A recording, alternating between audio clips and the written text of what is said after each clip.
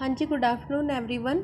जैसे कि हम लोग कर रहे थे लॉन्ग रन और शॉर्ट रन के सप्लाई कर्व कर रहे थे। हम फर्म का और इंडस्ट्री का शॉर्ट रन का ऑलरेडी कर चुके हैं और लॉन्ग रन का भी हम कर चुके हैं, लेकिन ओनली फर्म का। अब हम इंडस्ट्री का करते हैं। देखो, जो हमारी इंडस्ट्री है, इंडस्ट्री का जो सप्लाई कर्व है वो दो चीज़ों के ऊपर डिपेंड करता है। पहला वो डिपेंड करता है किसके ऊपर, कि number of firm in the industry, की कितनी सारी फर्म एक इंडस्ट्री के अंदर प्रेजेंट है, नंबर ऑफ फर्म। दूसरा वो डिपेंड करता है कि कितनी सारी फर्म इंडस्ट्री के वो प्लस वो किसके ऊपर डिपेंड करता है, कॉस्ट पे, लो ऑफ कॉस्ट पे। अगर आपने पिछली क्लास बहुत ध्यान से देखी होंगी तो हम उसमें तीनों कॉस्ट के बारे में पढ़ा था। तो हमारा लॉन्ग रन का सप्लाई कर उन्हीं कॉस्ट के ऊपर डिपेंड करता है। तो मैं उसको एक बार रिकॉल करा देती हूँ फटाफट। तो जो हमारी कॉस्ट होती है वो थ्री टाइप की होती है। Constant cost industry, increasing cost industry, उसके बाद थर्ड था हमारा डिक्रीजिंग कॉस्ट इंडस्ट्री।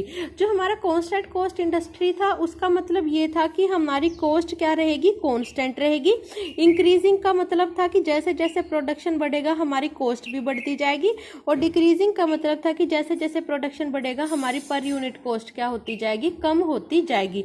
अब इन तीनों के डायग्राम के थ्रू हम ये बताएंगे कि लॉन्ग रन का सप्लाई कर्व किस तरीके का बनता है। तो हम स्टार्ट करते हैं कि कांस्टेंट कॉस्ट इंडस्ट्री के अंदर किस तरीके का होता है। देखो, ये जो हमारी कांस्टेंट कॉस्ट इंडस्ट्री होती है उसके अंदर ये हमारा AR कर्व है और ये क्या है, हमारा MR कर्व है। ये हमारा क्या है, AC का कर्व है, और ये क्या हो गया, हमारा MC का कर्व है। इजी करने के लिए यहाँ पे SAC, SMC, LAC, MSC अलग से नहीं दिखाया गया, सिंपल एक ही AC और एक ही MC के थ्रू बताया गया। तो हमने आज तक जो पढ़ा है, जहाँ पे MR MC के इक्वल होता है और MC MR को नीचे से कट करता हुआ ऊपर जाता है, वहाँ पे हमारी क्वांटिटी और Y एक्सिस पे हमारे प्राइस डिटरमाइन हो जाते हैं। इसी के साथ हम इस साइड इंडस्ट्री का बनाते हैं। ये होगी हमारी फर्म और यहाँ पर हम बनाएंगे इंडस्ट्री का। इंडस्ट्री के केस में क्या होगा, ये है मान लो हमारा डिमांड कर्व और ये क्या है, हमारा सप्लाई कर्व है। ये डिमांड कर्व है और ये क्या है, हमारा सप्लाई कर्व है। तो इसके थ्रू हमारा ये डिटरमाइन हो गया, ये प्राइस और ये क्वांटिटी। सेम यहाँ पर ये वाली क्वांटिटी क्या होगी, डिटरमाइन हो गई। अब मान लो कि हमारी जो प्रोडक्ट हम मैन्युफैक्चर कर रहे हैं उसकी क्या होती है, डिमांड बढ़ जाती है।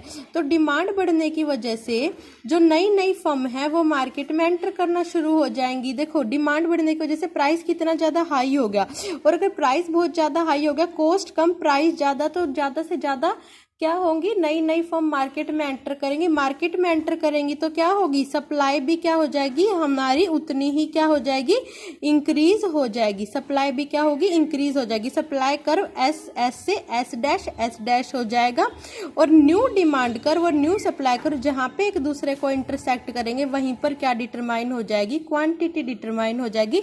लेकिन प्राइस कॉन्स्टेंट रहेगा, बिकॉज ये कॉन्स्टेंट कॉस्ट इंडस्ट्री है। इसके अंदर चाहे प्रोडक्शन बढ़े चाहे प्रोडक्शन घटे, इसके अंदर प्राइस पे कोई इम्पैक्ट नहीं पड़ता। सेम यहाँ पर एक और नई फर्म आने की वजह से हमारी क्वांटिटी बढ़ेगी। ये हो गया हमारा AC का कर्व और ये हो गया हमारा MC का कर्व, और ये होगी हमारी क्वांटिटी इंक्रीज हुई है, सिर्फ प्राइस रिमेन्स कांस्टेंट रहा है।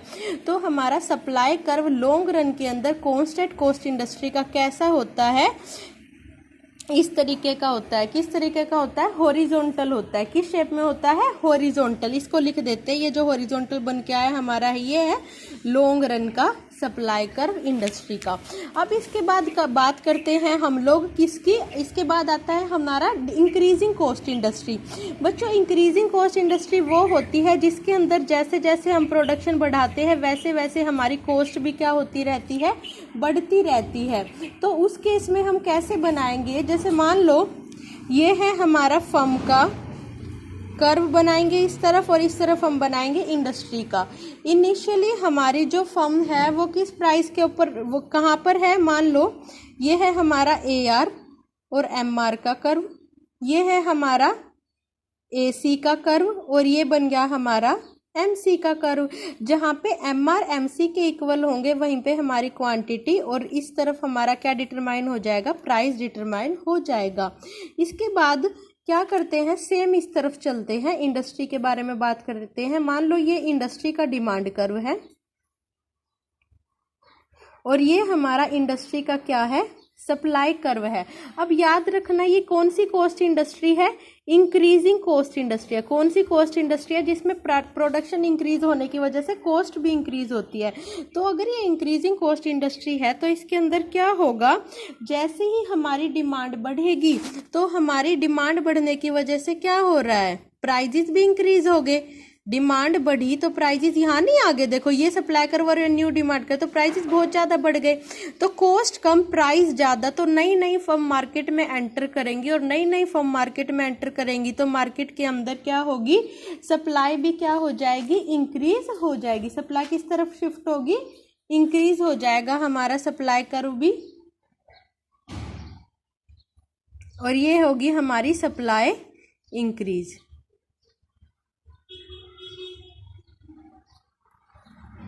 ये है हमारी सप्लाई कर्व S1 ये हमारा डिमांड कर्व था और ये क्या हो गया, हमारी सप्लाई कर्व बन गया इसके अंदर। तो हमने इसके अंदर क्या देखा कि जैसे ही हमारी सप्लाई बढ़ी तो हमारे प्राइस भी थोड़े से तो इंक्रीज हुए हैं, पहले के केस में अभी भी हमारे इंक्रीज हुए हैं, बिकॉज ये क्या है, इंक्रीजिंग कॉस्ट इंडस्ट्री की बात है। और इंक्रीजिंग कॉस्ट इंडस्ट्री में प्राइजेस इंक्रीज होने की वजह से हमारा प्रोडक्शन इंक्रीज होने की वजह से कॉस्ट भी बढ़ेगी, कॉस्ट बढ़ेगी तो प्राइजेस भी बढ़ेंगे। तो ये हमारा AC का कर्व और ये हमारा MC का कर्व, इसकी वजह से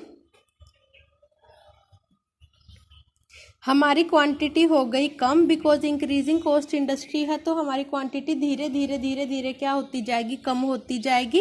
एक फर्म की और एक इंडस्ट्री की बढ़ जाएगी, क्योंकि इंडस्ट्री के अंदर तो नई फर्म आ गई ना, और पुरानी फर्म अपनी क्वांटिटी को क्या कर देंगी, कम कर देंगी।